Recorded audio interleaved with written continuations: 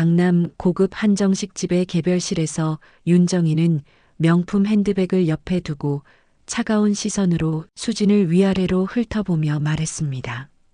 민준이한테 들었는데 시장에서 장사를 하신다면서요? 그래도 장사꾼은 장사꾼이죠. 수진의 얼굴이 점점 빨갛게 달아오르기 시작했어요. 글쎄요, 우리 집안은 대대로 교육자 집안이었거든요. 민준이 아버지도 대학 교수셨고 저도 고등학교 교장을 지냈어요. 윤정이는 자신의 경력을 자랑스럽게 늘어놓으며 수진을 깔아뭉갰습니다. 물론 장사하는 것도 나쁘지는 않겠지만 격이 다르지 않나요? 그 순간 수진의 가슴에서 뭔가 무너져 내리는 소리가 들렸어요. 민준아, 현실을 봐야지. 우린 장사꾼 집안의 아들을 줄 수 없어. 체면이 있지 않니?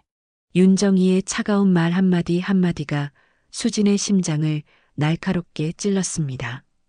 수진은 숨이 막히는 것 같았고 온몸이 떨리기 시작했어요. 더 이상 그 모욕적인 자리에 있을 수 없었던 수진은 눈물을 간신히 참으며 의자에서 일어났습니다. 사연 시작하기 전에 구독과 좋아요부터 꼭 눌러주세요. 여러분의 손길 하나가 2배의 복으로 돌아올 거예요. 알림 설정까지 하시면 다음 감동을 누구보다 빨리 만나실 수 있습니다. 새벽 4시 반 알람 시계가 울리기 전에 이수진의 눈이 떠졌습니다. 10년째 반복되는 생체 리듬이었죠. 차가운 원룸 바닥에 발을 디디며 수진은 작은 한숨을 내쉬었습니다. 오늘도 긴 하루가 시작되는 거였어요. 세수를 하며 거울을 본 수진의 얼굴에는 피로가 역력했습니다. 35살이지만 이미 눈가에 잔주름이 자리 잡고 있었죠. 거친 손으로 얼굴을 만지며 수진은 쓴웃음을 지었습니다. 오늘도 화이팅이다, 이수진. 혼잣말로 스스로를 다독이며 집을 나섰습니다. 새벽 공기는 차갑고 을씨년스러웠지만 수진에게는 익숙한 시작이었죠. 전통시장에 도착하자마자 수진은 바쁘게 움직였습니다. 도매상에서 가져온 채소들을 하나하나 정리하며 진열했죠. 배추, 무, 상추, 시금치. 각각의 채소를 가장 싱싱해 보이게 배치하는 것도 나름의 기술이었습니다. 야, 장사꾼 딸 또 왔네. 옆 좌판 아주머니의 비아냥거리는 목소리가 들렸습니다. 수지는 고개를 들지 않고 계속 손을 움직였죠. 이런 말에 일일이 대응하다가는 하루 종일 싸움만 하게 될 테니까요. 어머, 이수진 씨. 오늘도 일찍 나오셨네요. 따뜻한 목소리가 들렸습니다. 돌아보니 김복순 할머니였죠. 80줄의 할머니는 수진이 어릴 적부터 봐온 단골이셨습니다.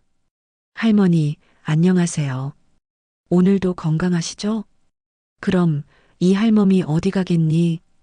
배추 좀 골라줘. 할머니는 수진의 손을 잡으며 말씀하셨습니다. 그 따뜻한 손길에 수진의 마음도 조금 누그러졌죠.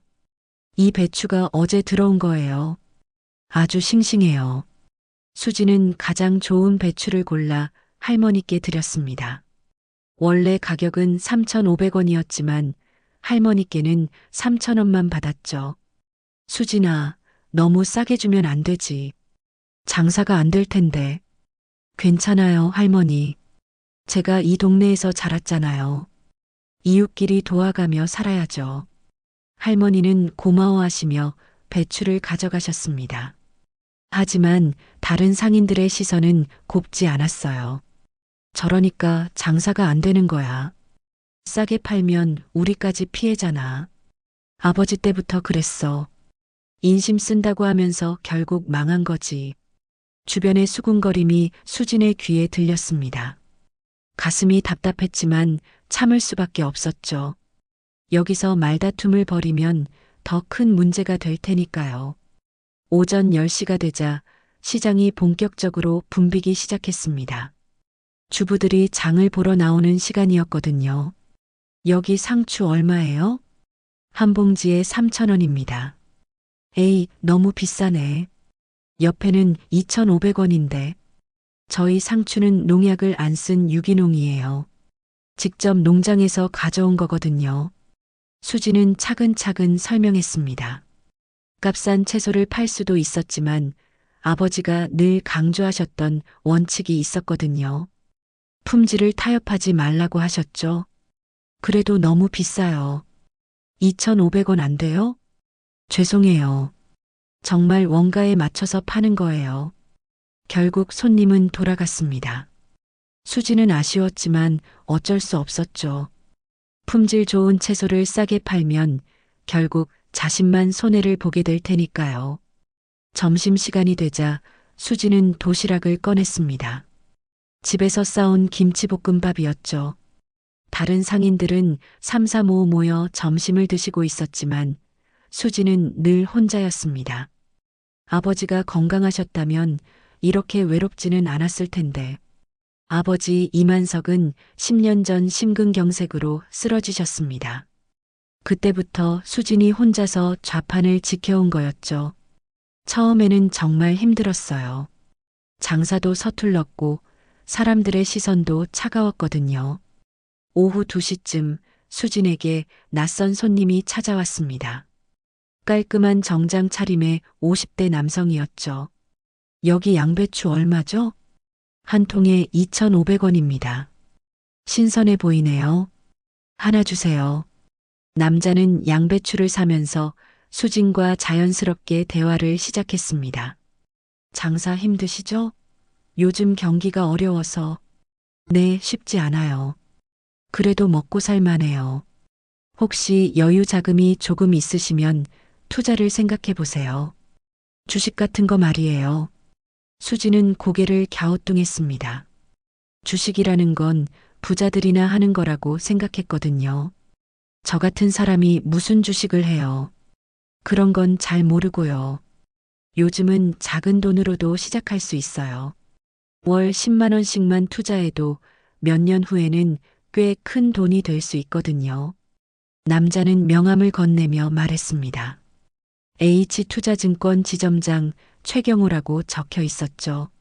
시간 날 때 한번 공부해 보세요. 요즘은 인터넷으로도 쉽게 배울 수 있어요.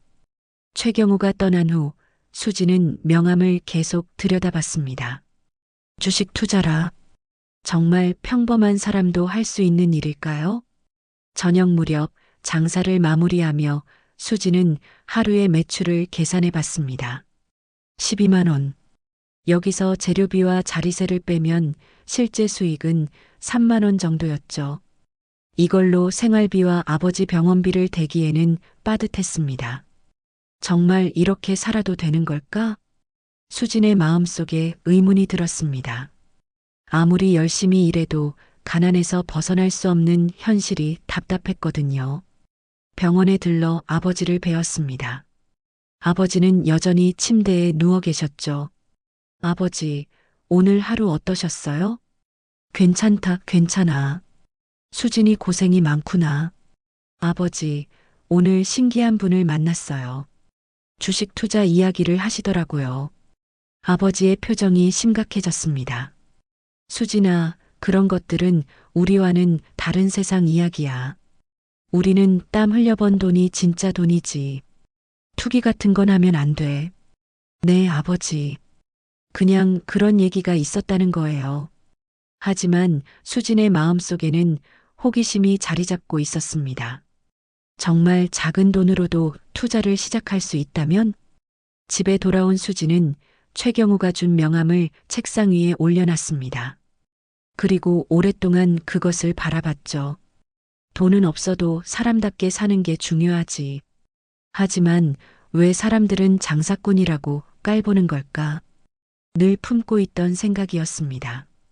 정직하게 장사하고 성실하게 살아가는데도 사람들의 시선은 차가웠어요. 혹시 돈이 더 많다면 조금 더 당당해질 수 있을까요? 라면을 끓이며 수지는 생각에 잠겼습니다. 내일도 모레도 반복될 이 생활. 언제까지 이렇게 살아야 할까요? 최경호의 말이 자꾸 머릿속을 맴돌았습니다. 그날 밤 수지는 명함을 손에 쥐고 잠들었습니다. 최경호의 명함을 받은 지 일주일이 지났습니다. 수지는 매일 밤 인터넷으로 주식에 대해 조금씩 알아보고 있었어요. 어려운 용어들이 많았지만 묘하게 끌리는 부분이 있었죠. 그런데 오늘은 특별한 날이었습니다. 드디어 박민준의 어머니를 만나는 날이었거든요. 수지는 평소보다 2시간 일찍 장사를 마쳤습니다. 어디 가냐? 옆 좌판 아주머니가 궁금해했지만 수지는 그냥 웃으며 넘어갔어요. 집에 돌아온 수지는 옷장 앞에서 한참을 고민했습니다. 가진 옷이 많지 않았거든요. 결국 검은색 정장을 선택했어요. 몇 년 전에 산 것이지만 그나마 가장 깔끔해 보이는 옷이었죠. 거울 앞에서 화장을 하며 수지는 긴장했습니다. 손이 떨려서 립스틱을 제대로 바르기도 어려웠어요. 괜찮을 거야. 민준 씨가 좋아하는 사람이니까 어머님도 좋게 봐주실 거야. 스스로를 다독이며 집을 나섰습니다. 약속 장소는 강남의 청담원이라는 고급 한정식 집이었습니다. 수지는 지하철을 타고 가면서 계속 가슴이 두근거렸어요. 이런 곳에 와본 적이 없었거든요. 식당에 도착하자 수지는 입구에서 주눅이 들었습니다. 화려한 인테리어와 우아한 분위기에 압도당한 거였죠. 접수 직원도 수진을 이상하게 바라보는 것 같았어요. 박민주님 예약으로 왔습니다. 아, 네. 안내해 드릴게요. 개별실로 안내받으며 수지는 더욱 긴장했습니다. 이런 고급스러운 곳에서 식사해 본 적이 없었거든요. 민준이 먼저 와 있었습니다. 그리고 그 옆에는 우아한 중년 여성이 앉아 있었죠. 바로 윤정이었습니다. 수진 씨, 여기 앉으세요. 어머니, 제가 말씀드린 이수진 씨입니다. 안녕하세요. 이수진입니다. 수진은 최대한 공손하게 인사했습니다. 하지만 윤정희의 반응은 차가웠어요. 위아래로 수진을 훑어보는 시선이 불편했죠. 그래요, 앉으세요. 윤정희는 건성으로 대답했습니다. 수진은 의자에 앉으며 숨을 고르려고 노력했어요. 민준이한테 들었는데 시장에서 장사를 하신다면서요? 첫 질문부터 수진을 움츠러들게 만들었습니다. 네, 아버지께서 운영하시던 채소 좌판을 제가 이어받아서 하고 있습니다. 아버님은 뭐 하세요? 지금은 편찮으셔서 병원에 계십니다. 아, 그래요. 윤정희는 더 이상 관심을 보이지 않았습니다. 마치 수진이 투명 인간이 된 것 같았어요. 음식이 나오기 시작했습니다. 화려하고 정교한 한식 코스 요리였죠. 수지는 어떻게 먹어야 할지 몰라서 민준의 행동을 따라했어요. 어머니, 수진 씨는 정말 성실한 분이에요. 새벽부터 밤늦게까지 일하시거든요. 민준이 어색한 분위기를 깨려고 노력했습니다. 그럼 교육은 어디까지 받으셨어요? 윤정희가 갑자기 물었습니다. 고등학교를 졸업했습니다. 대학은 안 가셨군요. 집 형편이 어려워서. 수진의 목소리가 점점 작아졌습니다. 윤정희의 표정에서 실망감이 역력했거든요. 요즘 시대에 고졸로 살기 힘들지 않나요? 열심히 하려고 노력하고 있습니다. 그래도 한계가 있죠. 윤정희의 말 한마디 한마디가 수진의 가슴을 찔렀습니다. 마치 자신의 존재 자체를 부정당하는 기분이었어요.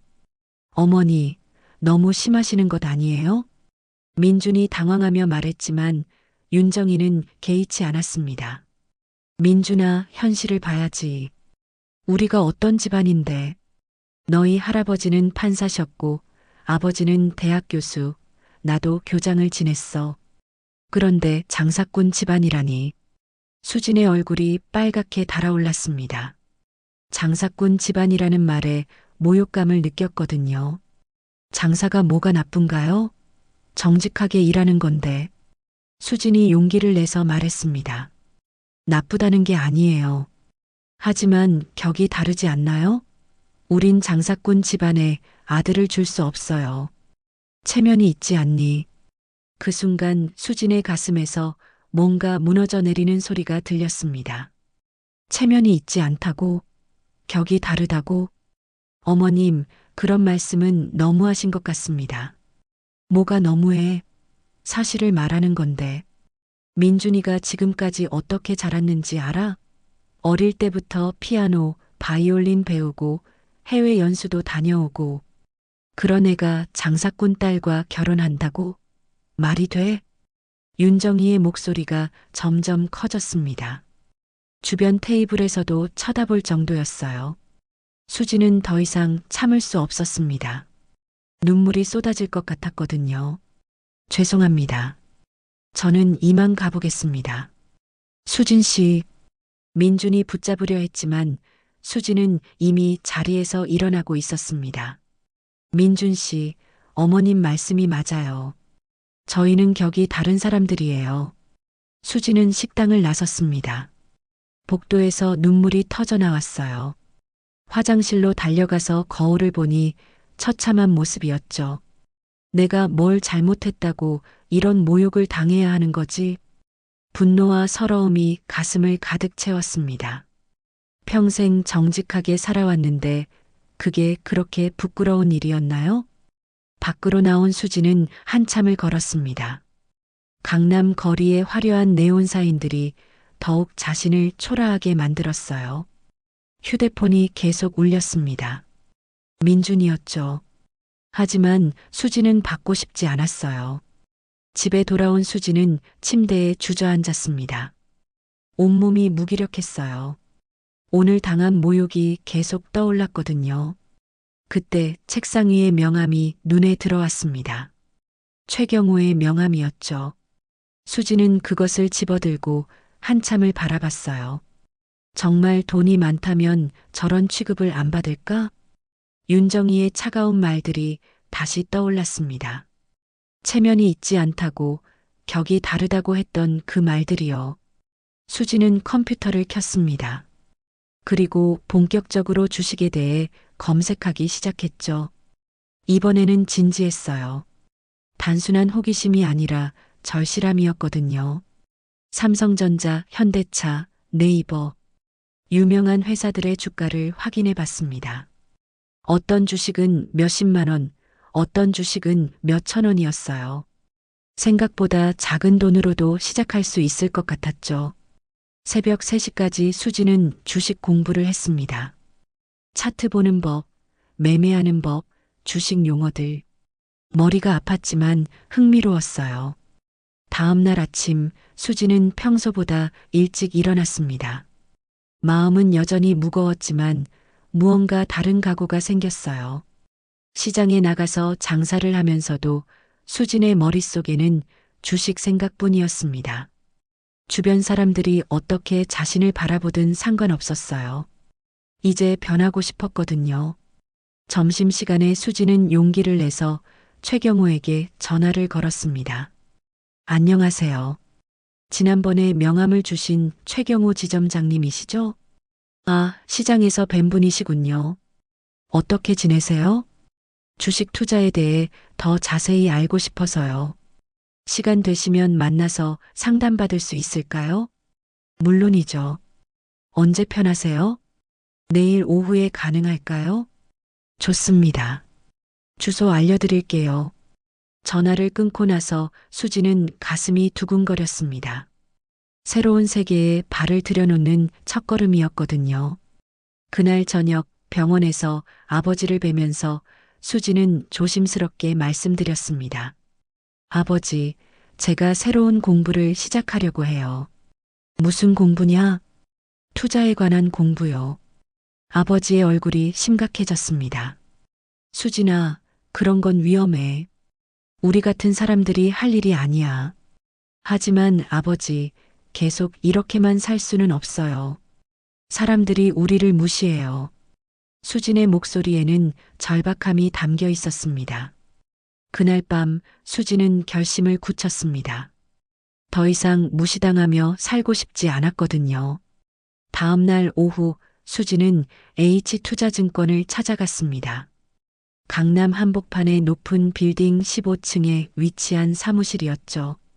엘리베이터를 타고 올라가면서 수진의 심장은 빠르게 뛰었어요. 이수진 씨 맞죠? 안으로 들어오세요. 최경호 지점장이 환하게 웃으며 수진을 맞았습니다. 사무실은 생각보다 활기찼어요. 여러 개의 모니터에서는 끊임없이 숫자들이 움직이고 있었고 직원들은 바쁘게 전화를 받고 있었죠. 커피 드실까요? 네, 감사합니다.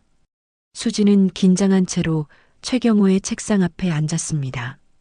주식에 관심을 갖게 된 특별한 이유가 있나요? 최경호의 질문에 수지는 잠시 망설였습니다.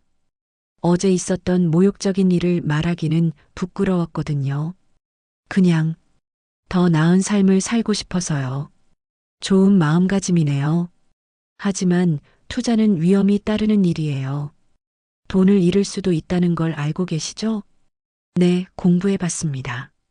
수지는 며칠 동안 밤새워 공부한 내용들을 떠올렸어요. 차트 보는 법, 기본적인 용어들, 투자 원칙들을 나름대로 익혔거든요. 그럼 간단한 테스트를 해볼까요? 이 차트를 보시고 어떻게 생각하세요? 최경호가 삼성전자 차트를 보여줬습니다. 수지는 차근차근 살펴봤어요. 지지선을 뚫고 내려가는 것 같은데 하락 추세인 것 같습니다. 오, 제법이네요. 정말 혼자 공부하신 거예요? 네, 인터넷으로 매일 밤 공부했습니다. 최경호는 감탄했습니다. 대부분의 초보자들은 차트조차 제대로 읽지 못하는데 수지는 기본기가 있었거든요. 좋습니다. 그럼 계좌부터 개설해 드릴게요. 처음에는 얼마 정도 투자하실 생각이세요? 수지는 준비해온 통장을 꺼냈습니다. 그 안에는 10만 원이 들어 있었어요. 아버지 병원비와 생활비를 제외하고 모을 수 있는 전부였죠. 10만 원으로 시작하겠습니다. 10만 원이요? 너무 적은 것 같은데. 최경호가 당황했습니다. 보통 고객들은 최소 몇백만 원은 투자했거든요. 지금은 이게 전부예요. 하지만 매달 조금씩 더 넣을 수 있습니다. 수진의 진지한 표정을 본 최경호는 고개를 끄덕였습니다. 알겠습니다. 작은 돈이라도 시작이 중요하죠. 계좌 개설 절차를 밟은 후 최경호는 수진에게 기본적인 매매 방법을 설명해 줬어요. 어떻게 주문을 넣는지, 언제 사고 팔아야 하는지, 리스크 관리는 어떻게 하는지. 가장 중요한 건 감정을 조절하는 거예요. 욕심내지 말고 손절매를 두려워하지 마세요. 네, 명심하겠습니다. 사무실을 나서면서 수지는 새로운 세계에 발을 들여놓았다는 실감이 났어요. 손에 들린 투자 안내서가 무겁게 느껴졌죠. 집에 돌아온 수지는 곧바로 컴퓨터 앞에 앉았습니다. 계좌에 로그인하고 처음으로 주식 매매 시스템을 켰어요. 실시간으로 움직이는 숫자들이 신기했죠. 첫 투자 대상을 고민했습니다. 최경호가 추천해준 안전한 대형주들을 살펴봤어요. 삼성전자, LG전자, 현대차. 하지만 주가가 너무 높아서 10만 원으로는 몇 주 사기도 어려웠죠. 작은 회사 주식을 봐야겠네. 수지는 중소형주들을 살펴보기 시작했습니다. 그 중에서 눈에 띄는 회사가 있었어요. 그린푸드라는 친환경 식품 회사였죠. 주가는 10,000원 정도였고 최근 실적이 좋아지고 있었어요. 식품회사면 내가 좀 아는 분야잖아. 수지는 용기를 내서 그린푸드 주식 10주를 샀습니다. 인생 첫 주식 투자였죠. 매수 버튼을 누르는 순간 가슴이 두근거렸어요. 다음 날부터 수진의 생활이 완전히 바뀌었습니다. 새벽에 일어나서 주식시장 개장 전 뉴스를 확인하고 장사 중간중간 핸드폰으로 주가를 확인했어요. 수진아, 요즘 뭔가 달라졌네? 단골 할머니가 수진의 변화를 눈치챘습니다. 그런가요? 별일 없는데요. 수진은 애써 평범한 척했지만 마음속으로는 주식 생각뿐이었어요. 일주일 후 그린푸드 주가가 조금씩 오르기 시작했습니다. 10,000원에서 12,000원으로 올랐죠. 수진의 10만 원이 12만 원이 된 거였어요. 와, 정말 오르네. 수진은 처음으로 투자 수익을 경험했습니다. 비록 2만 원이었지만 그 기쁨은 이루 말할 수 없었어요. 하지만 기쁨도 잠시, 주가는 다시 내리기 시작했습니다. 12,000원에서 9,000원까지 떨어졌죠. 수진의 10만 원이 9만 원이 된 거였어요. 어떡하지? 팔아야 하나? 수진은 당황했습니다. 최경우가 말했던 손절매를 해야 하는 건지 아니면 기다려야 하는 건지 판단이 서지 않았어요. 결국 수진은 최경우에게 전화를 걸었습니다. 지점장님, 제가 산 그린푸드가 많이 떨어졌는데 어떻게 해야 할까요? 아, 그린푸드요? 잠깐 차트를 볼게요. 전체적인 하락장이라서 대부분의 주식이 떨어지고 있어요. 조금 더 기다려 보시는 게 어떨까요? 정말요? 네, 그린푸드는 기본적으로 좋은 회사예요. 단기적인 조정일 가능성이 높습니다. 최경호의 조언을 듣고 수지는 마음을 다잡았습니다. 투자는 인내가 필요하다고 했으니까요. 한 달이 지나자 수진의 예상이 맞았습니다. 그린푸드 주가가 다시 오르기 시작한 거였어요. 10,000원에서 13,000원까지 올랐죠. 지점장님, 그린푸드가 13,000원까지 올랐어요. 수지는 흥분해서 최경호에게 전화했습니다. 축하드려요. 수익률이 30%네요. 첫 투자치고는 대단한 성과입니다. 정말 신기해요. 이렇게 오를 줄은 몰랐어요.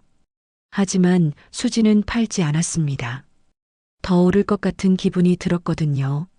실제로 그린푸드는 계속 올랐습니다. 15,000원, 17,000원, 2만 원까지 올랐어요. 수진의 10만 원이 20만 원이 된 거였죠. 우와! 수진은 혼자서 소리를 질렀습니다.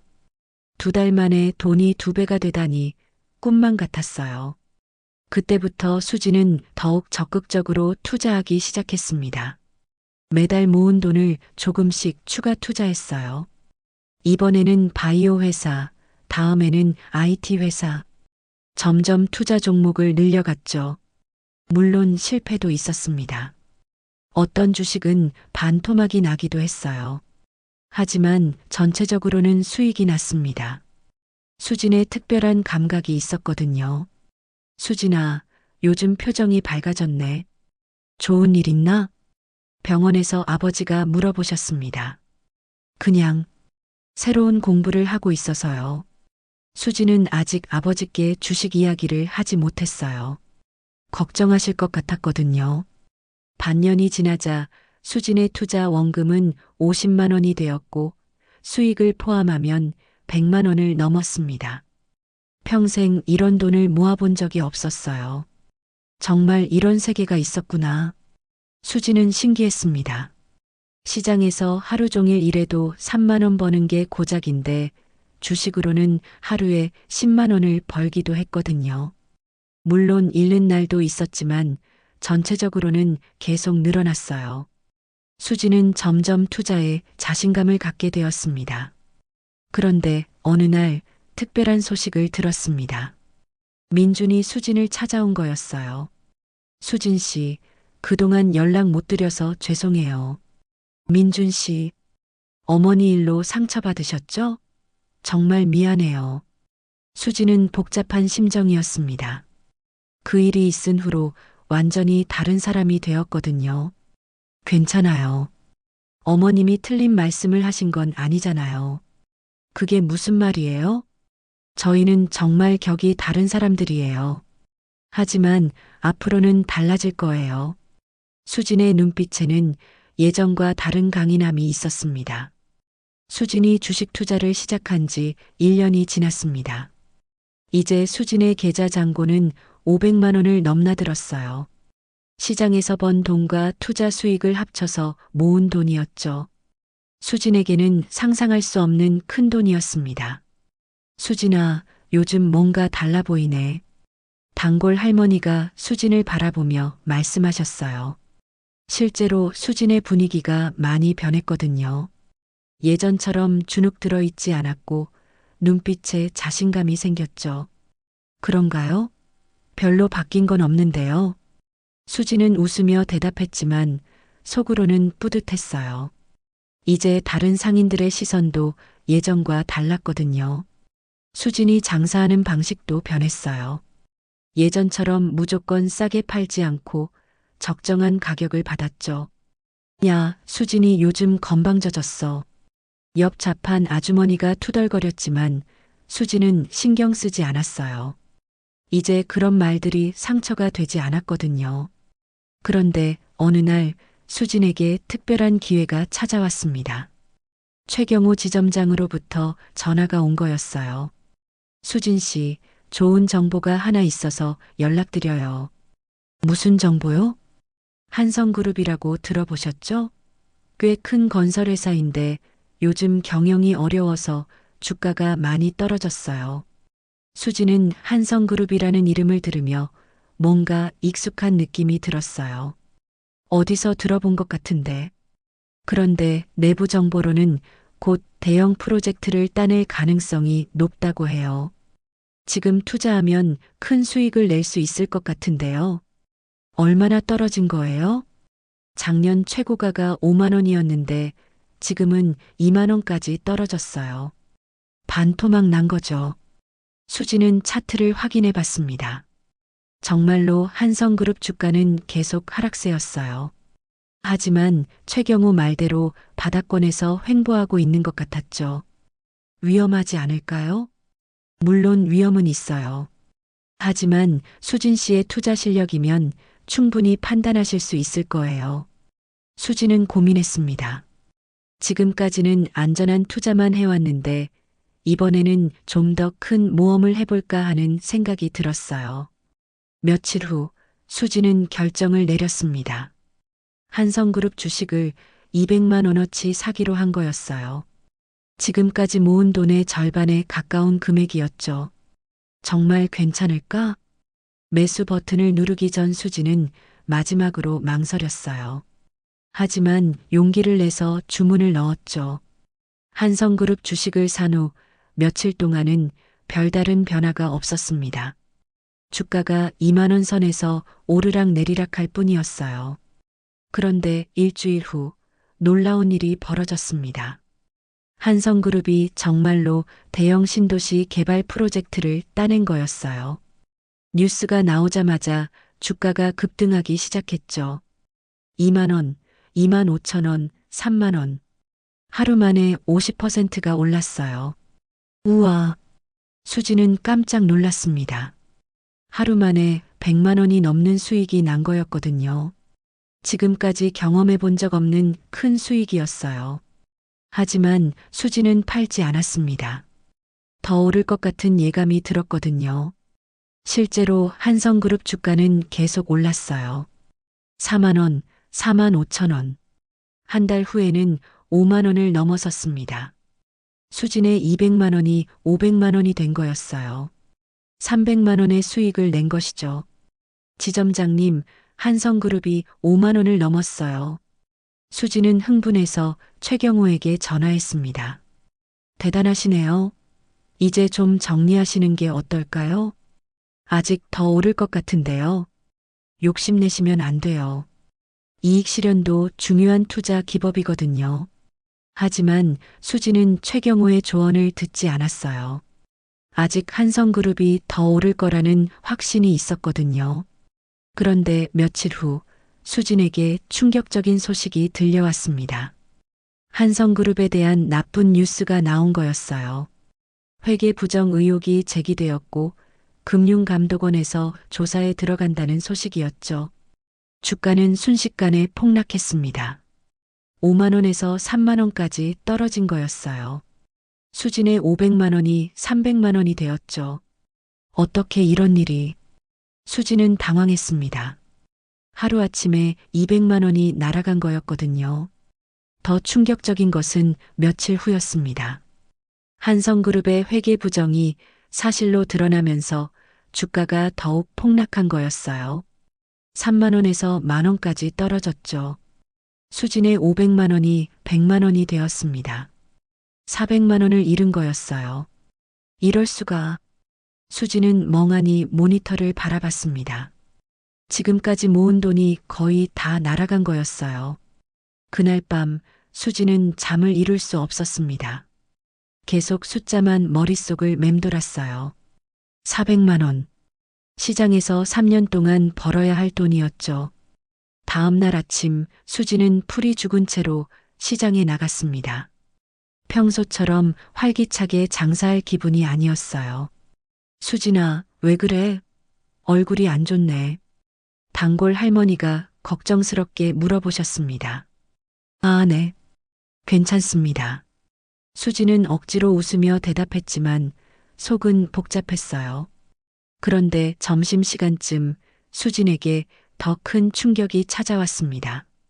병원에서 전화가 온 거였어요. 수진 씨 아버님이 갑자기 의식을 잃으셨어요. 빨리 오세요. 수진은 급하게 장사를 정리하고 병원으로 달려갔습니다.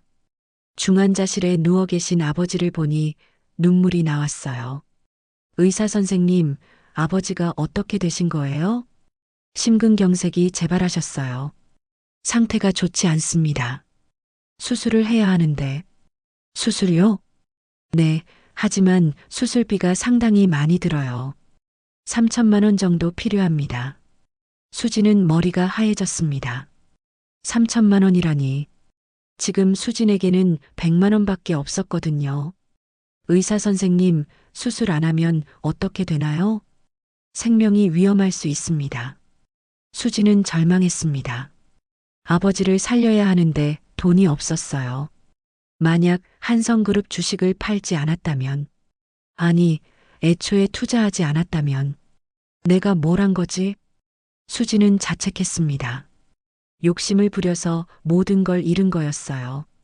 아버지의 생명마저 위험에 빠뜨린 거죠. 그날 밤 수진은 병원 복도에서 밤을 새웠습니다. 아버지의 병실 앞에 앉아서 계속 울었어요. 어떻게 해야 하지? 돈을 어떻게 구해야 하지? 수진의 머릿속에는 온통 돈 생각뿐이었습니다. 3천만 원. 평생 모아도 힘든 돈이었어요. 그때 수진의 머릿속에 한 가지 생각이 스쳤습니다. 한성그룹. 혹시 이 회사를 인수할 수 있다면? 수진은 갑자기 무서운 생각을 하고 있는 자신을 발견했어요. 하지만 더 이상 물러설 곳이 없었죠. 아버지를 살려야 해. 무슨 일이 있어도. 수진의 눈빛이 변했습니다. 예전의 순진한 채소 장수가 아니었어요. 이제는 무엇이든 할 수 있는 사람이 되어야 했거든요. 다음 날 아침 수진은 최경호에게 전화를 걸었습니다. 지점장님, 한성그룹에 대해 더 자세히 알고 싶어요. 아직도 한성그룹에 관심이 있으세요? 이미 많이 잃으셨잖아요. 그래서 더 알아야 해요. 이 회사를 완전히 이해하고 싶어요. 수진의 목소리에는 예전과 다른 결의가 담겨 있었습니다. 수진은 한성그룹에 대해 밤낮으로 조사하기 시작했습니다. 회사 연역, 재무제표, 임원진 명단까지 샅샅이 뒤졌어요. 그러던 중 충격적인 사실을 발견했죠. 한성그룹의 회장이 바로 윤정이었던 거였어요. 설마. 수진은 믿을 수 없었습니다. 자신을 그토록 모욕했던 그 여자가 한성그룹의 실소유주였다니.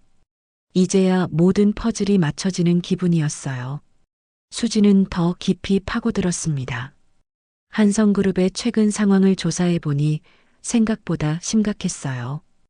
회계 부정으로 인해 은행 대출이 전면 중단되었고 협력업체들도 거래를 꺼리고 있었죠. 지금이 기회일 수도 있어. 수진은 위험한 생각을 하고 있었습니다. 한성그룹의 주가가 바닥까지 떨어진 지금 만약 대량으로 매집한다면. 하지만 현실은 냉혹했어요. 수진에게는 100만 원밖에 없었거든요. 대기업의 주식을 사들이기에는 턱없이 부족한 돈이었죠. 그때 수지는 충격적인 뉴스를 받습니다. 아버지의 병실에서 휴대폰으로 뉴스를 확인하던 중이었어요. 한성그룹, 자금난 심화로 워크아웃 위기. 기사를 읽어보니 한성그룹의 상황이 생각보다 심각했어요. 부채 비율이 1000%를 넘어섰고 유동성 위기에 빠져 있었죠. 윤정이도 이제 끝이구나. 수지는 복잡한 심정이었습니다. 자신을 모욕했던 사람이 무너져가는 걸 보니 속이 시원한 한편으로는 묘한 동정심도 들었어요. 그런데 며칠 후 더 놀라운 소식이 들려왔습니다. 한성그룹이 긴급 주주총회를 연다는 거였어요. 회사를 살릴 방법을 논의하기 위해서였죠. 수지는 주주총회 소집 공고를 자세히 읽어봤습니다. 그러던 중 한 조항이 눈에 띄었어요. 소액주주도 의견을 개진할 수 있다. 수지는 갑자기 아이디어가 떠올랐습니다. 주주총회에 참석해서 직접 윤정이를 만나는 거였어요. 하지만 주식을 더 사야 해. 수지는 계산해 봤습니다. 지금 가진 한성그룹 주식은 1000주 정도였어요. 더 사려면 돈이 필요했죠. 그때 수지는 위험한 결정을 내렸습니다. 아버지 몰래 병원비 대출을 받기로 한 거였어요. 아버지의 수술비는 나중에 해결하고 일단 투자에 집중하기로 했죠. 이게 마지막 기회야. 수지는 2천만 원을 대출받았습니다.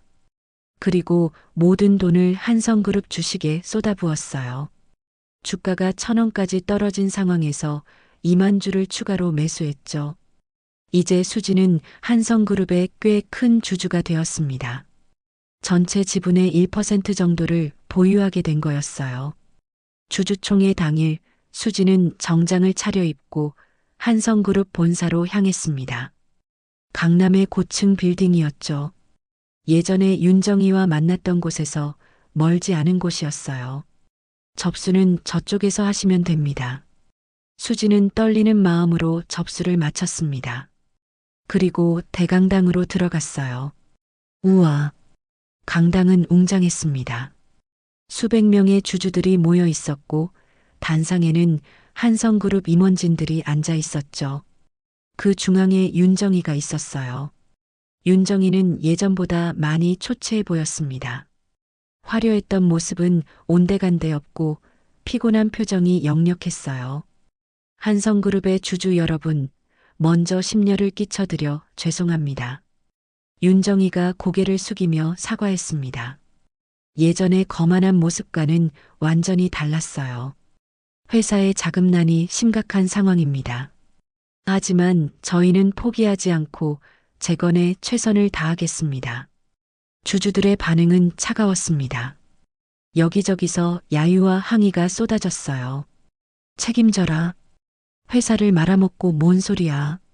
사퇴하라. 윤정이는 계속 고개를 숙이고 있었습니다. 수지는 그 모습을 보며 복잡한 심정이었어요. 주주총회가 절반쯤 진행되었을 때 수지는 용기를 냈습니다. 손을 들고 일어선 거였어요. 질문이 있습니다. 모든 시선이 수진에게 집중되었습니다. 윤정이도 수진을 바라봤어요. 하지만 윤정이는 수진을 알아보지 못하는 것 같았죠. 말씀하세요. 저는 이수진이라고 합니다. 한성그룹 주식을 2만 주 보유하고 있는 주주입니다. 수진의 자기소개에 강당이 조용해졌어요. 2만 주면 꽤 큰 주주였거든요. 한성그룹의 재건 방안이 구체적으로 무엇인지 듣고 싶습니다. 그리고 수진은 잠시 숨을 고르고 말을 이었어요. 경영진의 책임은 어떻게 질 건지도 궁금합니다. 윤정희의 얼굴이 굳었습니다. 재건 방안은 현재 검토 중입니다. 경영진으로서는 최선을 다해 회사를 정상화시키겠습니다. 하지만 구체적인 계획이 없다면 주주들은 어떻게 믿고 기다려야 합니까? 수진의 질문이 날카로워졌어요. 다른 주주들도 수진의 말에 공감하며 박수를 쳤죠. 저희가 좀 더 구체적인 계획을 수립해서 보고드리겠습니다. 윤정이는 어색하게 대답했습니다. 주주총회가 끝난 후 수진은 윤정희에게 다가갔습니다. 회장님, 잠시 시간 좀 내주실 수 있나요? 누구시죠? 윤정희가 의아해했습니다. 제가 질문했던 이수진입니다. 한성그룹에 대해 제안이 하나 있어서요. 제안이요? 네, 중요한 이야기입니다. 수진의 진지한 표정을 본 윤정희는 고개를 끄덕였어요. 회의실로 가시죠. 둘은 조용한 회의실로 자리를 옮겼습니다. 수진은 가슴이 두근거렸어요. 드디어 윤정희와 1대1로 마주 앉게 된 거였거든요. 어떤 제안인지 들어보죠. 윤정희가 말했습니다. 회장님, 혹시 저를 기억하시나요? 기억한다니요? 몇 년 전에 한 번 만난 적이 있어요.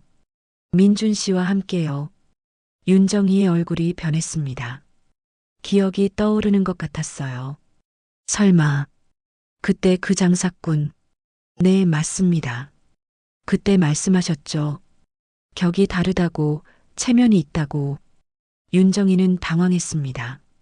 그런데 지금은 제가 회장님 회사의 주주입니다. 참 아이러니하죠? 수진의 목소리에는 차가운 분노가 담겨 있었어요. 이수진 씨, 그때 일은 이제 제가 제안을 하겠습니다.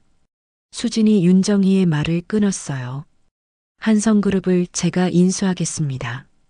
윤정희의 눈이 커졌습니다. 뭐라고요? 들으셨죠? 제가 한성그룹을 인수해서 살리겠습니다. 수진의 눈빛은 더 이상 예전의 그 순진한 채소 장수가 아니었어요. 윤정희는 수진의 말을 듣고 헛웃음을 터뜨렸습니다. 인수하신다고요? 도대체 무슨 돈으로? 그건 제가 알아서 할 일입니다. 수진의 단호한 대답에 윤정희는 당황했어요. 예전에 만났던 그 초라한 채소 장수와는 완전히 다른 사람 같았거든요. 이수진 씨, 농담은 그만하세요. 한성그룹이 얼마나 큰 회사인지 아세요? 물론 알고 있습니다. 하지만 지금 이 회사는 파산 직전이죠. 아무도 거들떠보지 않는 상황에서 제가 손을 내미는 거예요. 윤정희는 말문이 막혔습니다. 수진의 말이 틀리지 않았거든요. 제 제안을 진지하게 생각해 보세요. 지금 상황에서는 저 같은 사람이라도 도움이 될 겁니다. 수진은 자리에서 일어나며 명함을 건넸어요. 예전에 최경우가 준 투자 상담사 명함이었죠. 연락 기다리겠습니다. 회의실을 나선 수진은 가슴이 두근거렸습니다. 윤정희와의 직접 대결이 시작된 거였어요. 하지만 현실로 돌아오니 문제투성이었습니다. 한성그룹을 인수하겠다고 큰 소리쳤지만 실제로는 돈이 부족했거든요. 게다가 아버지의 상태는 계속 악화되고 있었어요. 수진아, 아버지가 깨어나셨어. 간병인의 연락을 받고 수진은 급하게 병원으로 달려갔습니다. 아버지는 의식을 되찾으셨지만 여전히 위험한 상태였어요. 수진아, 아버지 말씀하지 마세요. 힘드시죠? 수술비는 어떻게 할 거냐?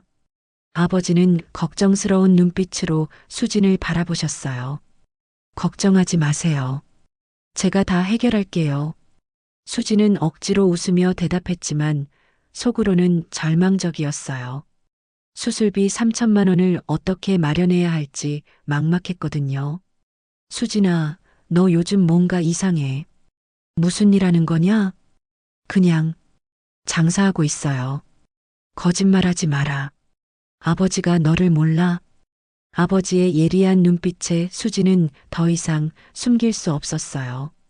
아버지, 사실은 투자를 하고 있어요. 투자? 주식 투자요. 처음에는 작은 돈으로 시작했는데 점점 더 큰 투자를 하게 되었어요. 아버지의 얼굴이 어두워졌습니다. 수진아, 그런 건 우리가 할 일이 아니야. 위험해. 하지만 이제 돌이킬 수 없어요. 아버지 수술비도 마련해야 하고. 수술비? 그런 돈으로 수술비를 마련하겠다고? 아버지는 화가 나신 것 같았어요. 수진아, 당장 그만둬. 그런 건 도박이야. 아버지, 이제 저를 믿어주세요. 제가 다 계획이 있어요. 하지만 아버지는 고개를 저으셨습니다. 안 돼. 절대 안 돼. 수지는 답답했어요. 아버지를 설득시켜야 했는데 방법이 없었거든요. 그날 밤 수지는 병원 복도에서 최경호에게 전화를 걸었습니다. 지점장님, 큰 투자를 위한 자금 조달 방법이 있을까요? 얼마나 큰 투자를 말씀하시는 거예요? 한성그룹을 인수할 정도의 자금이요. 전화 너머로 최경호의 놀라는 소리가 들렸어요. 수진 씨, 정신이 나가셨어요? 한성그룹이 얼마나 큰 회사인데. 지금은 주가가 바닥이잖아요. 그리고 저는 이미 꽤 많은 지분을 가지고 있어요. 그래도 불가능해요. 개인이 대기업을 인수한다는 게 말이 돼요? 하지만 수지는 포기하지 않았어요. 방법이 있을 거예요. 도와주세요. 며칠 후 최경고는 한 가지 방법을 제시했습니다. PEF를 활용하는 방법이 있어요. 사모펀드죠. 사모펀드요? 여러 투자자들의 돈을 모아서 회사를 인수하는 거예요. 수진 씨가 주도하고 다른 투자자들을 끌어들이는 거죠. 수지는 눈이 번쩍 뜨였어요. 그게 가능해요? 쉽지는 않겠지만 한성그룹의 현재 상황을 고려하면 불가능하지는 않아요. 다만 뭐요? 수진 씨가 상당한 위험을 감수해야 해요. 실패하면 모든 걸 잃을 수도 있거든요. 수지는 고민했습니다. 하지만 선택의 여지가 없었어요. 아버지의 수술비도 마련해야 하고 윤정희에게 복수도 해야 했거든요. 해보겠습니다. 그때부터 수진의 진짜 전쟁이 시작되었습니다. 낮에는 시장에서 장사하고 밤에는 투자자들을 만나며 설득했어요. 처음에는 아무도 수진을 진지하게 받아들이지 않았습니다.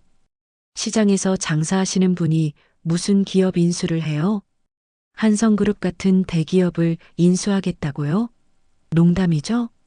하지만 수진은 포기하지 않았어요. 한성그룹에 대한 철저한 분석 자료를 준비하고 재건 계획을 구체적으로 수립했죠. 한 달이 지나자 조금씩 관심을 보이는 투자자들이 나타났습니다. 작은 투자회사 대표들이었어요. 재미있는 제안이네요. 한성그룹이 정말 바닥이긴 하니까. 하지만 위험도 크잖아요. 그래서 수익률도 클 수 있는 거죠. 수지는 밤낮으로 뛰어다니며 투자자들을 설득했어요. 그 과정에서 수지는 점점 변해갔죠. 예전의 순진한 모습은 온데간데 없고 냉철한 투자자가 되어가고 있었어요. 2달 후 드디어 투자자들이 모였습니다. 총 100억 원의 자금이 확보된 거였어요. 수진이 주도하는 사모펀드가 만들어진 거죠. 이제 진짜 시작이네요. 수진은 다시 윤정희에게 연락했습니다. 회장님, 이제 진짜 제안을 드리겠습니다. 또 농담하시는 거예요? 이번에는 진짜입니다. 100억 원의 자금을 확보했어요. 윤정희는 믿기지 않는다는 표정이었어요. 정말이에요? 한성그룹 지분 51%를 100억 원에 인수하겠습니다. 윤정희는 잠시 말이 없었어요. 현재 한성그룹의 시가총액을 고려하면 나쁘지 않은 조건이었거든요. 하지만 조건이 있어요. 무슨 조건요? 회장님은 물러나시고 제가 경영권을 갖는 거예요. 윤정희의 얼굴이 굳었습니다. 그건 불가능해요. 그럼 회사가 망하는 걸 지켜보실래요? 수진의 눈빛은 차가웠어요. 그날 밤 수진은 아버지 병실에서 마지막 결정을 내렸습니다. 아버지, 제가 큰일을 벌이려고 해요. 아버지는 걱정스러운 눈빛으로 수진을 바라보셨어요. 수진아, 너무 위험한 길로 가는 거 아니냐? 하지만 이제 돌이킬 수 없어요. 그리고 아버지를 살려야 해요. 돈보다 중요한 게 있다. 알아요, 아버지. 하지만 돈이 없으면 사람도 지킬 수 없어요. 수지는 아버지의 손을 꼭 잡았어요. 이제 정말 마지막 승부를 걸 때가 온 거였죠. 한성그룹 임시 주주총회가 열리는 날이었습니다. 수지는 검은색 정장을 입고 거울 앞에 섰어요. 손에는 중요한 서류들이 들려 있었죠. 오늘이 윤정희와의 최후 대결 날이었습니다. 오늘 모든 게 결정돼. 수지는 스스로에게 다짐했어요. 지난 몇 달 동안 모든 걸 걸고 준비한 순간이었거든요. 한성그룹 본사 대강당에는 평소보다 많은 주주들이 모여 있었습니다. 수진의 인수 제안이 알려지면서 언론의 관심도 높아졌거든요. 채소 장수가 대기업 인수한다는 게 말이 돼? 요즘 세상이 정말 이상해졌어. 주주들의 수군거림이 들렸지만 수지는 신경 쓰지 않았어요. 이제 그런 말들에 흔들리지 않았거든요. 윤정희가 단상에 올라왔습니다. 예전보다 훨씬 지친 모습이었어요. 몇 달 사이에 머리도 많이 새었고 얼굴도 많이 야위었죠. 주주 여러분, 오늘은 중요한 안건을 논의하기 위해 모였습니다. 윤정희의 목소리는 떨리고 있었어요. 한성그룹에 대한 인수 제안이 들어왔습니다. 이수진 씨가 대표하는 투자조합에서 제출한 제안서입니다. 강당이 술렁거렸습니다. 많은 주주들이 수진을 찾아 두리번거렸어요. 수진은 자리에서 일어났습니다. 안녕하세요. 이수진입니다. 모든 시선이 수진에게 집중되었어요. 하지만 수진은 당당했습니다. 저는 한성그룹을 인수해서 재건하고 싶습니다. 구체적인 계획을 말씀드리겠습니다. 수진은 준비한 자료를 펼쳤어요. 현재 한성그룹은 부채 비율 1200%로 심각한 상황입니다. 하지만 기술력과 인력은 여전히 우수해요. 적절한 자금 투입과 구조 조정으로 충분히 회생 가능합니다. 수진의 발표는 체계적이고 논리적이었어요. 몇 달 동안 밤낮으로 공부한 결과였죠. 구체적으로 100억 원을 투입해서 부채를 정리하고 핵심 사업에 집중할 계획입니다. 3년 내에 흑자 전환이 가능할 것으로 예상됩니다. 주주들은 수진의 발표에 놀라워했어요. 단순한 채소 장수가 아니라 전문적인 투자자 같았거든요. 하지만 한 가지 조건이 있습니다. 수진이 윤정희를 바라보며 말했어요. 현 경영진은 물러나고 새로운 경영진이 회사를 이끌어야 합니다. 윤정희의 얼굴이 창백해졌습니다. 그건 불가능합니다. 윤정희가 벌떡 일어나며 소리쳤어요. 한성그룹은 제가 평생을 바쳐 일군 회사입니다. 어떤 돈을 준다고 해도 포기할 수 없어요. 하지만 회장님이 회사를 이 지경으로 만들지 않았나요? 수진의 말에 주주들이 웅성거렸어요. 사실이었거든요. 지금 상황에서는 새로운 리더십이 필요합니다. 과거에 얽매여서는 미래가 없어요. 당신 같은 사람이 무슨 자격으로? 윤정희가 화를 내며 소리쳤습니다. 자격이요? 제가 이 회사의 주주이고 구원의 손길을 내미는 사람입니다. 그것만으로도 충분하지 않나요? 수지는 침착하게 대답했어요.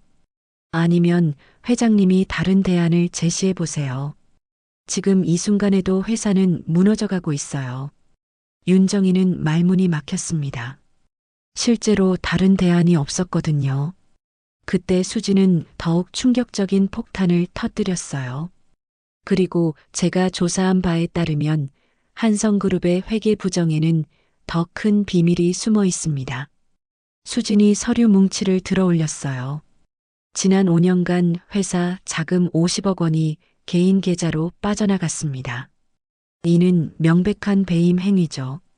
강당이 술렁거렸습니다. 윤정희의 얼굴이 하얗게 질렸어요. 그건 회사 운영을 위한 필요 경비였어요. 개인 명품 구입과 해외여행비가 회사 운영비인가요? 수지는 증거 서류들을 하나씩 공개했어요. 윤정희의 사치스러운 생활이 고스란히 드러났죠. 이 모든 증거는 검찰에도 제출되었습니다. 윤정이는 충격을 받은 채 주저앉았어요. 어떻게 이런 걸 알았어요? 돈의 흐름을 추적하는 건 그리 어렵지 않아요. 특히 요즘같이 모든 게 전산화된 시대에는요. 수지는 차가운 미소를 지었어요. 회장님, 이제 선택하세요. 자진해서 물러나실래요? 아니면 법정에서 만날래요? 윤정이는 무너져 내렸습니다. 모든 게 끝난 거였어요. 제발, 제발 이러지 마세요. 윤정이가 눈물을 흘리며 애원했어요.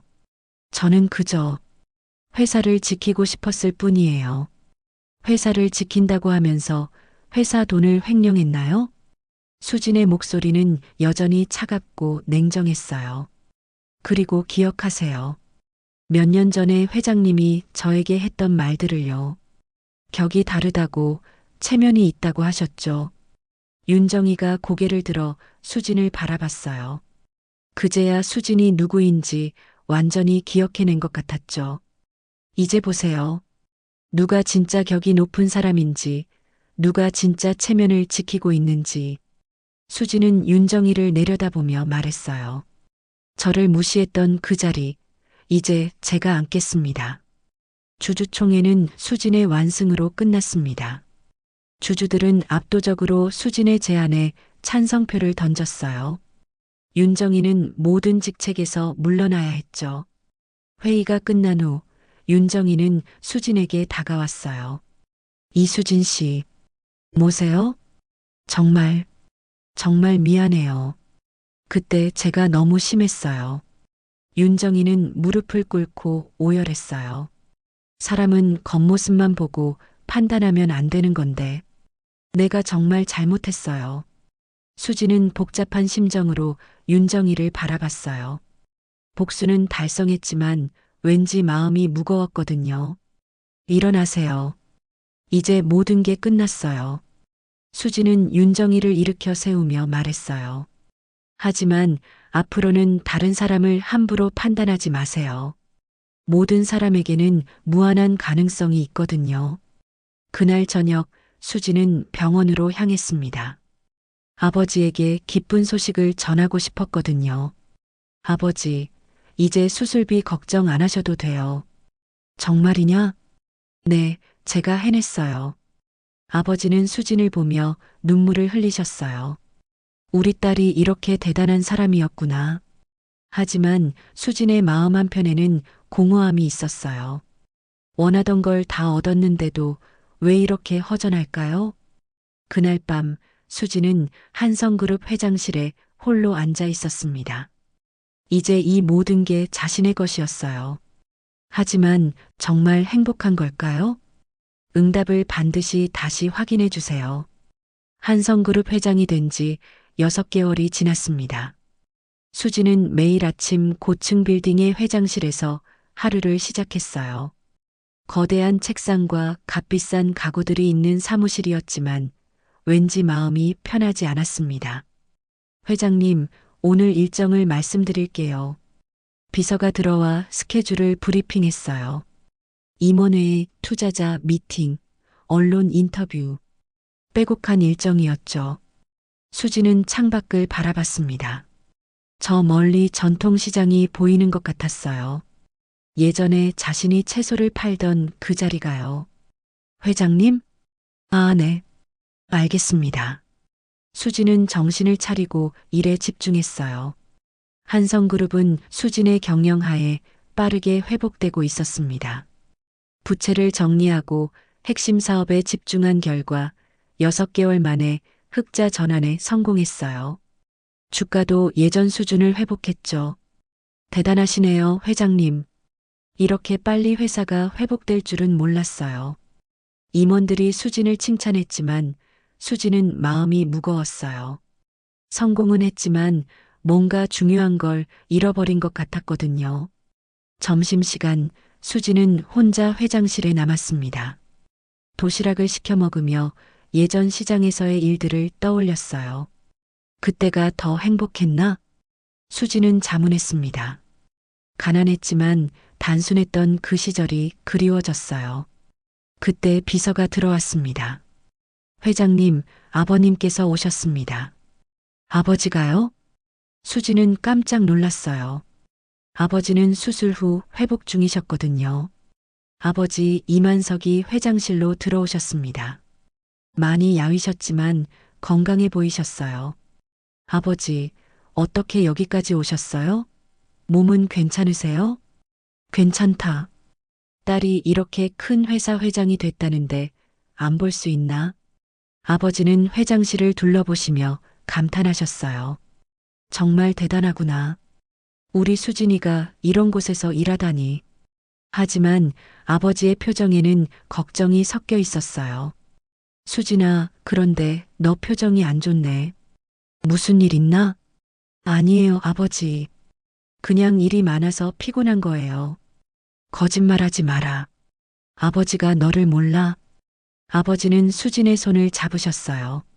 수진아, 돈을 많이 벌고 높은 자리에 올라가는 게 다가 아니야. 마음이 편해야 진짜 성공한 거지. 수진은 아버지의 말씀에 가슴이 먹먹해졌어요. 아버지, 저는 이제 뭘 해야 할지 모르겠어요. 원하던 걸 다 얻었는데도 마음이 공허해요. 그건 내가 복수에만 매달렸기 때문이야. 이제는 다른 사람들을 도우며 살아야지. 아버지의 조언이 수진의 가슴에 와닿았어요. 어떻게 도우라는 말씀이세요? 너처럼 어려운 사람들을 도와줘. 내가 겪었던 고통을 다른 사람들은 겪지 않게 해주는 거야. 수진은 아버지의 말씀을 곰곰이 생각해 봤어요. 그날 오후 수진은 중요한 결정을 내렸습니다. 전통시장 상인들을 위한 복지재단을 설립하기로 한 거였어요. 임원들을 모두 불러주세요. 수진은 비서에게 지시했어요. 임원회의에서 수진은 새로운 계획을 발표했습니다. 한성복지재단을 설립하겠습니다. 전통시장 상인들과 소상공인들을 지원하는 재단입니다. 임원들은 당황했어요. 회장님, 그런 일이 회사와 무슨 상관이 있습니까? 상관 있어요. 우리 회사는 이제 사회적 책임을 다해야 합니다. 수지는 단호하게 말했어요. 저는 시장에서 장사를 해봤습니다. 그 어려움을 누구보다 잘 알아요. 이제 제가 도울 차례입니다. 재단 설립 작업이 시작되었습니다. 수지는 직접 전통시장들을 돌아다니며 상인들의 이야기를 들었어요. 정말 회장님이세요? 믿을 수 없어요. 이런 큰 분이 우리 같은 사람들을 도와주시다니. 상인들의 반응은 놀라움과 감격이었어요. 수지는 예전에 자신이 장사하던 시장도 찾아갔습니다. 그곳의 상인들은 수진을 알아보고 깜짝 놀랐어요. 어머, 수진이 아니야? 정말 대기업 회장이 됐다는 게 사실이었구나. 우와, 완전 대박이네. 하지만 수진에게는 다른 감정이 들었어요. 그리움과 아련함이었죠. 할머니, 그동안 안녕하셨어요? 수진은 예전 단골이었던 김복순 할머니를 만났어요. 수진아, 정말 대단해졌구나. 하지만 예전 모습이 더 좋았어. 예전 모습이요? 그때 내가 더 따뜻했거든. 지금은 뭔가 차가워 보여. 할머니의 말이 수진의 가슴을 찔렀어요. 재단 설립 과정에서 수진은 많은 것을 배웠습니다. 돈만으로는 해결되지 않는 문제들이 많다는 것을요. 상인들에게 필요한 건 단순한 금전적 지원이 아니었어요. 진심 어린 관심과 따뜻한 마음이었죠. 수진은 일주일에 한 번씩 시장을 방문하기 시작했습니다. 회장 신분을 내려놓고 그냥 수진이로서 상인들과 대화했어요. 회장님, 이렇게 자주 나오시면 회사 일은 어떡해요? 비서가 걱정했지만 수진은 개의치 않았어요. 이것도 중요한 회사 일이에요. 한편 박민준이 수진을 찾아왔습니다. 수진 씨, 축하해요. 정말 대단한 성공을 이루셨네요. 고마워요, 민준 씨. 하지만 수진의 반응은 담담했어요. 수진 씨, 혹시 우리 다시 시작해 볼 수 있을까요? 민준이 조심스럽게 물었지만 수진은 고개를 저었어요. 민준 씨, 이미 늦었어요. 당신이 버린 건 장사꾼 딸이 아니라 한 사람의 인생이었어요. 민주는 후회스러운 표정으로 돌아갔어요. 재단이 정식으로 출범한 날, 수지는 아버지 병원비를 댔던 그 병원에 작은 기념관을 만들었습니다. 그곳에는 예전에 사용했던 채소 좌판이 전시되어 있었어요. 이것은 제가 어디서 왔는지 잊지 않기 위한 거예요. 수지는 방문객들에게 설명했어요. 돈이 사람을 지켜주는 무기가 될 수는 있지만 결국 제가 지켜야 할 건 사람과 마음이에요. 시간이 흐르면서 수지는 진정한 행복을 찾아갔습니다. 회사는 계속 성장했고 재단을 통해 많은 사람들을 도울 수 있었어요. 어느 날 저녁 수지는 예전에 장사하던 그 자리에 서 있었습니다. 이제는 현대식 건물이 들어서 있었지만 수진에게는 특별한 의미가 있는 곳이었어요. 여기서 모든 게 시작됐구나. 수지는 혼잣말을 했어요. 그때 한 젊은 여성이 다가왔습니다. 혹시 한성그룹 이수진 회장님이시죠? 네, 맞습니다. 감사해요. 회장님 덕분에 저희 아버지가 가게를 다시 열 수 있었어요. 여성은 깊이 인사했어요. 수지는 마음이 따뜻해졌습니다. 이런 감사의 말이 어떤 돈보다 값진 거였어요. 그날 밤 수지는 일기를 썼습니다. 과거의 상처를 치유하며 새로운 세대를 위해 길을 열어가는 것, 그것이 진정한 성공인 것 같다. 이제 나는 진짜 행복하다. 수진의 이야기는 많은 사람들에게 희망을 주었습니다. 어떤 어려움도 극복할 수 있다는 믿음을요. 한성그룹 회장실 창가에서 수지는 도시를 내려다봤습니다. 저 아래 어딘가에서 자신처럼 힘들게 살아가는 사람들이 있을 거예요. 하지만 이제 수진이 있었어요. 그들의 든든한 버팀목이 되어줄 수 있는 사람이요. 수지는 미소를 지었습니다. 진정한 성공의 의미를 깨달은 채로요. 오늘의 사연 마음에 와닿으셨나요? 다음 이야기가 궁금하시다면 지금 바로 무료 구독 버튼과 알림 설정을 눌러주세요. 좋아요와 댓글로 함께 해주시면 더 감동적인 이야기로 찾아오겠습니다. 여러분의 응원이 큰 힘이 됩니다. 감사합니다. 사연일상이었습니다.